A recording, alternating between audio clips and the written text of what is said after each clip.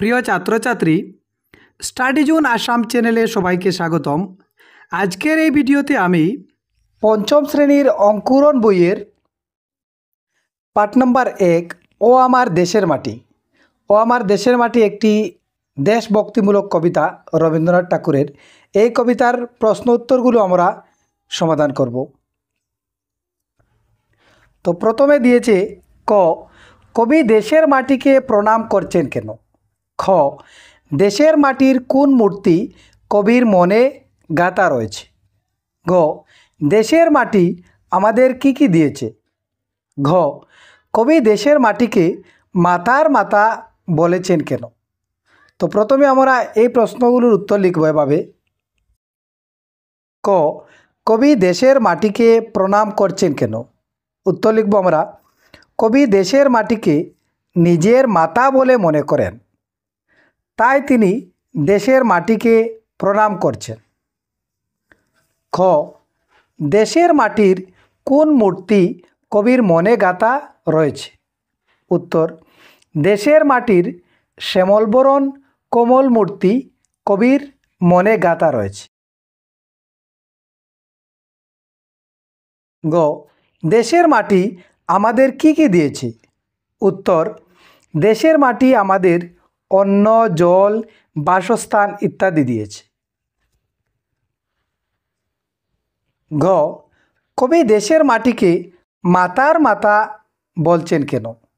উত্তর, কবি দেশের মাটিকে মাতার মাতা বলেছেন কারণ দেশের মাটিও কবি নিজের মাতার মতো অন্য মুখে তুলে দেয়। কবির সকল দোষগুণ নিজের জন্মদাতা মাতার মতো সহ্য করে থাকে। তো এভাবে আমরা প্রথমেই 4টি প্রশ্নের উত্তর লিখব। তারপর দিয়েছে শূন্যস্থান পূর্ণ করো। ক, তোমাতে, এখানে খালি জায়গা দিয়েছিল, আমি লিখে রেখেছি তোমাতে বিশ্বময়ীর।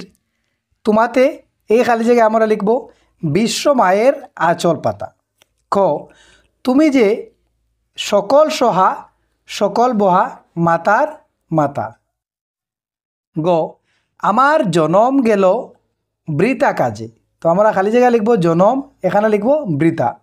ঘ, আমি কাটানো, খালি জায়গায় লিখব আমরা দিন ঘরের মাঝে। তো এভাবে তোমরা এই শূন্যস্থানগুলো পূর্ণ করবে। তারপর এখানে দিয়েছে দলে আলোচনা করে সমার্থক বা প্রতিশব্দ লেখো। তো সমার্থক মানে সমান অর্থ। তো এখানে দিয়েছে উদাহরণ দিন, দিনের সমান অর্থ যেমন দিবা, দিবা বললেই দিন বোঝায়, দিবস বললেই দিন। তো এখানে এই সবগুলো হলো দিনের সমান অর্থ বা সমার্থক শব্দ বা প্রতিশব্দ। তো এভাবে দিয়েছে দেহ। দেহ আমরা জানি শরীর, অঙ্গ, গা, কায়া। এভাবে তোমরা লিখবে। ঘর, ঘরকে ভবন, আলয়, আবাস, নিবাস। তো এগুলো হলো ঘরের সমার্থক শব্দ। মা, মায়ের সমার্থক শব্দ হলো জননী, মাতা, মাতৃ। অন্ন, ভাত, আহার, থন্ডুল। জল, নীর, জীবন, পানি। তো এভাবে তোমরা এগুলোর সমার্থক শব্দ লিখবে। তারপর নিচের শব্দগুলোর বিপরীত অর্থের শব্দ কবিতাটিতে আছে, তোমরা খুঁজে বের করো ও লেখো। এই যে কয়েকটি শব্দ দিয়েছি, এই শব্দগুলোর বিপরীত শব্দ, বিপরীত অর্থ এই কবিতাতে আছে। এই যে ও আমার দেশের মাটি কবিতায়। তো আমি এখানে লিখে রেখেছি, যেমন এখানে একটি দেখিয়ে দিয়েছে প্রথমে বিদেশ, দেশ।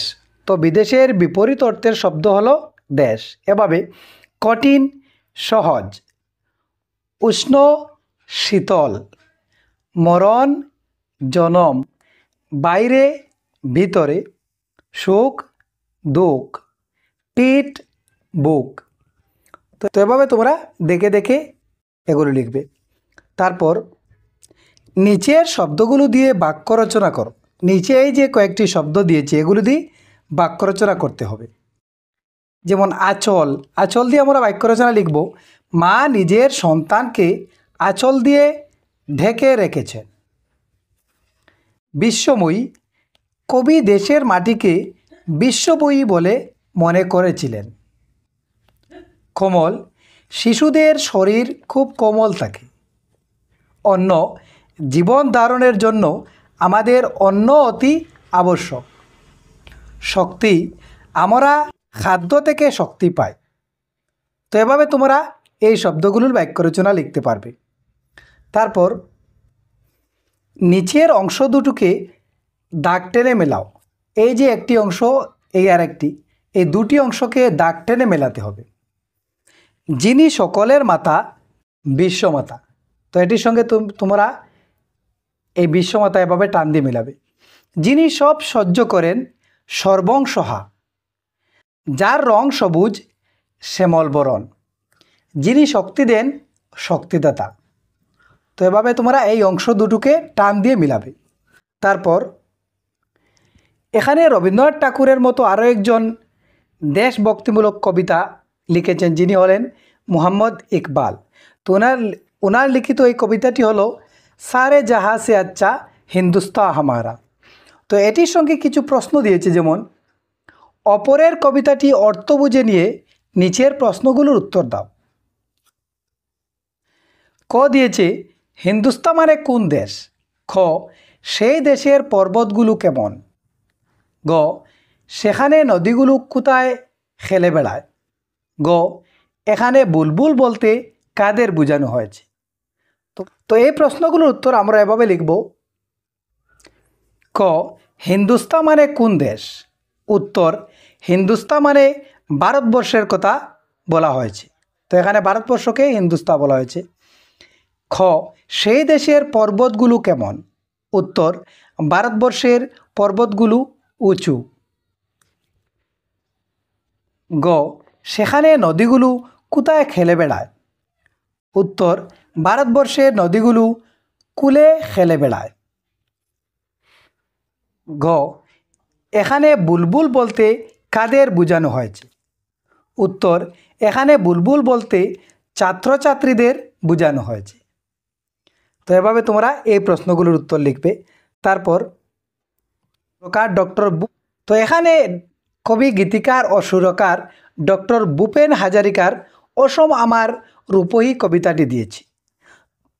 এই কবিতার সঙ্গে কিছু প্রশ্ন দিয়েছি আমরা সেই প্রশ্নগুলোর উত্তর লিখব। কতে দিয়েছে এখানে সূর্য ওঠা দেশ বলতে কোন রাজ্যকে বোঝানো হয়েছে? খ কবি এখানে আই বলে কাকে সম্বোধন করেছেন? তো এই দুটি প্রশ্নের উত্তর আমরা এভাবে লিখব।